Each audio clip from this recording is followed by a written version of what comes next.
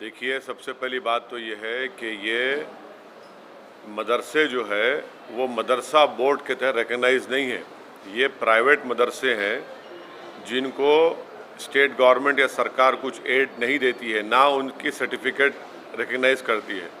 तो वो अगर ख़ुद अपने मदरसे खोलकर चला रहे हैं, जैसे दारुल उलूम देवबंद है, मुबारकपुर में अशरफिया है, ऐसे कई बड़े बड़े मदरसे हैं डिफरेंट स्कूल्स ऑफ थॉट के, प्राइवेट मदरसे हैं जिनका ना सरकार से कुछ लेना देना है, ना सरकार उनको कुछ फंडिंग करती है। हाँ, जो मदरसा बोर्ड के तरह रिकग्नाइज्ड हैं वो सरकार से उसका ताल्लुक़ है, गवर्नमेंट से। इससे ये क्यों सर्वे क्यों करा रहे आप?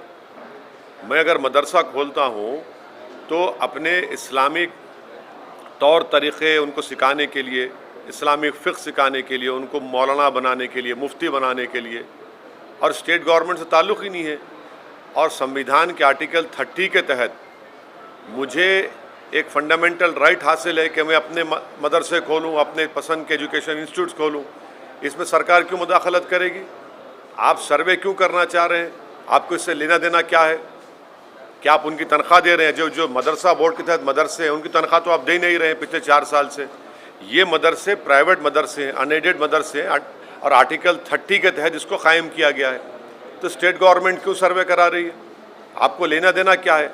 अब आप एक ऑर्डर जारी कर दीजिए ना कि अब आप मुसलमान मत रहिए, आप कुरान मत पढ़िए, नमाज मत पढ़िए, ऑर्डर जारी कर दीजिए। वही करना चाह रहे आप।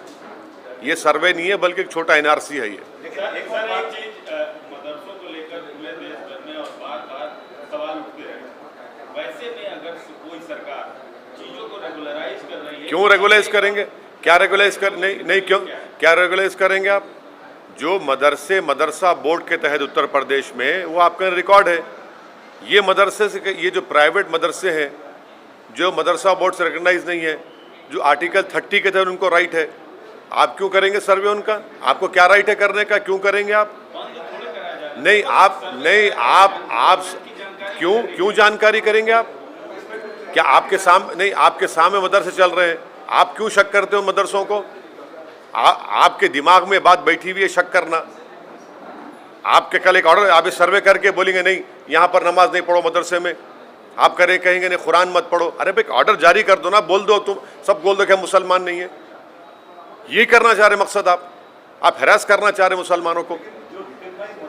रिकग्नाइज मदरसे की बात नहीं कर रहा हूँ, मदरसा एजुकेशन बोर्ड अलग है। ये प्राइवेट मदरसे हैं जो भारत के संविधान के आर्टिकल 30 के तहत मुझे खोलने का पूरा इख्तियार हासिल है।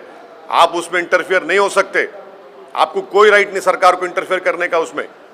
आप क्यों करेंगे? क्या पैसे ले रहे? क्या आपसे कुछ ले रहे कर रहे? ये हम मदरसा हमारा है। अब ये छोटा एनआरसी है, मैं तो कहूँगा ये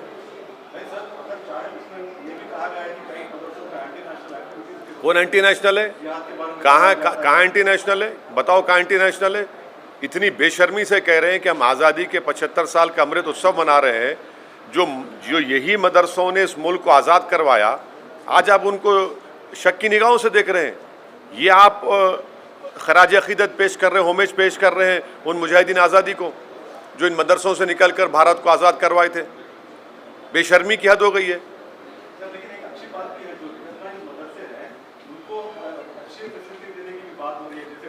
सुनिए, आपको झूठ बोला जा रहा है।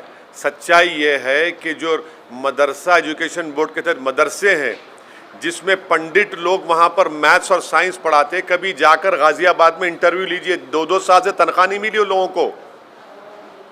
2-2 साल तनख्वाह नहीं मिल रही उन लोगों को। तनख्वाह नहीं दे रहे आप। वो तनख्वाह क्यों नहीं दे रहे आप ये प्राइवेट मदरसों पे आप आ गए जो मदरसा बोर्ड से ताल्लुक़ ही नहीं है। अरे जो मदरसा बोर्ड में है उनको तनख्वाह तो दो तुम। ना सेंट्रल मोदी गवर्नमेंट दे रही है, ना योगी गवर्नमेंट तनख्वाह दे रही है उनको, वहाँ जो टीचर्स पढ़ा रहे हैं।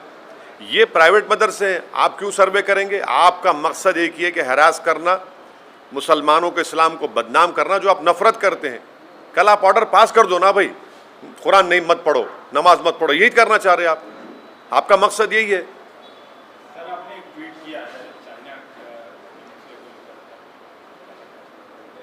आखिर क्यों मोदी सरकार रशिया में चाइना की आर्मी के साथ हम मिलिट्री एक्सरसाइज क्यों कर रहे हैं भाई?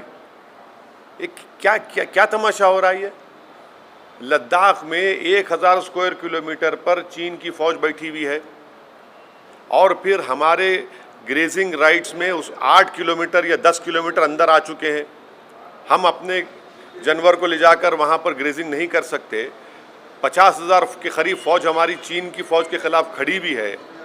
आप उनके साथ मिलकर मिलिट्री एक्सरसाइज कर रहे हैं और दूसरी तरफ फॉरेन मिनिस्टर बोलते हैं कि चीन से रिलेशनशिप नॉर्मल नहीं होंगे जब तक कि वो बॉर्डर का इशू हल नहीं करेंगे।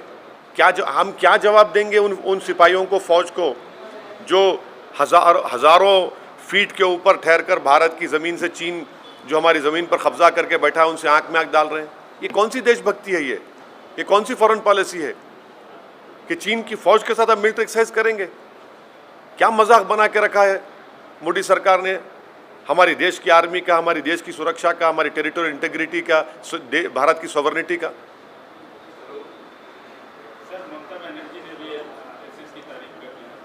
हाँ, 2003 में उन्होंने उनको पेट्रियट कहा था और आरएसएस ने उनको दुर्गा कहा था।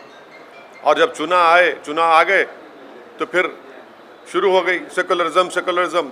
अब कह रही हैं कि आरएसएस में अच्छे लोग हैं।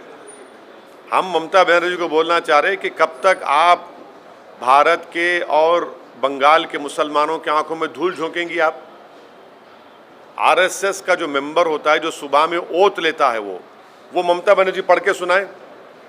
हाँ, ये अलग बात है कि जनियादारू एक हो रहे हैं तो हम कुछ नहीं कर सकते, मगर ये क्या बात है? आरएसएस को आप तारीफ कर रहे हैं और फिर मुसलमानों को बोलते हैं कि भाजपा को रोकने वोट दो। कि आरएसएस भाजपा में फ़र्क है कोई? ये अब जो टीएमसी में जो मुसलमान चेहरे हैं, जो टीएमसी में जो लोग हमको उंगलियां उठाते थे, अब बोलो क्या बोलना है उस बारे में? क्या विकल्प देंगे आप मोदी के बारे में? इसके पीछे क्या मतलब रहेगा सर? क्यों आप सोचते हैं कि ममता ने ऐसा बोला होगा आरएसएस के ऊपर? अब उनको पूछिए। आपने हमसे सवाल किया, उनके बयान पर हम बोल रहे हैं, वो खुद बताएंगी। पहले भी 2003 या 4 में भी उन्होंने आरएसएस को तारीफ की थी, आरएसएस की, वो भी रिकॉर्ड है। और आरएसएस ने उनको कहा था कि दुर्गा है ये। तो अचानक ये मोहब्बत पैदा हो गई। तो इसका मतलब है शुरू से मोहब्बत थी।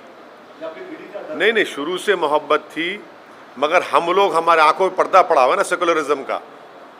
हमारे आंखों पर सेकुलरिज्म का पर्दा पड़ा हुआ है। तो अब ये पर्दे हट रहे हैं, लोग देख रहे हैं अब।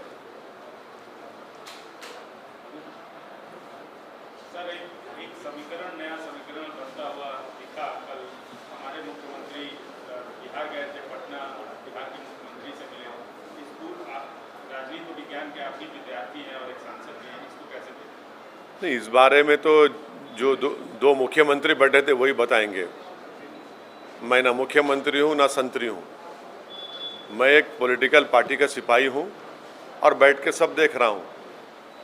कई मसलों पे आप हाँ, नहीं बोल रहा हूँ ना। नहीं, देखिए, ये दोनों मुख्यमंत्री बता पाएंगे, हम क्यों बता पाएंगे उस बारे में?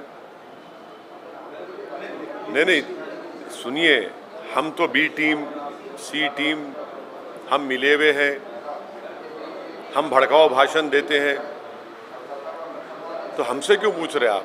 जो लोग जो बैठे हैं वो बताएंगे। बड़े बड़े लोग हैं, जिम्मेदार लोग हैं भाई, वो बहुत बड़े जिम्मेदार लोग हैं वो। नीतीश कुमार उठ गए, इसके ऊपर आप कैसे देखते हैं? हाँ, मुख्यमंत्री बात कर रहे थे, अपनी बात रख रहे थे, लेकिन नीतीश कुमार जैसे ही क्वेश्चन आया कि अगले प्रधानमंत्री अपोजिशन की तरफ से क्यों हो गए, एकदम से उठ गए। अब वो नीतीश कुमार साहब बता पाएंगे।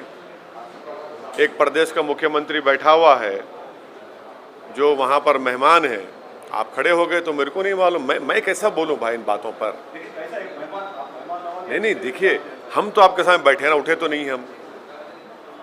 हम कैसा बताएंगे? हम क्या बोल पाएंगे? वो दोनों मुख्यमंत्री बता पाएंगे। आप हमारे केसीआर साहब से पूछिए, जब आएंगे उनसे मिल के पूछिए, आप, वो बताएंगे आपको। मैं कैसे कमेंट करूँ? नहीं, मेरे को मैं क्या बोलूँगा उसमें? नहीं, मेरे को नहीं मालूम। नहीं मालूम क्या वो क्या चाहते हैं, उनको ही पता, उनको ही मालूम होगा वो क्या चाहते हैं क्या नहीं चाहते, मुझे नहीं मालूम।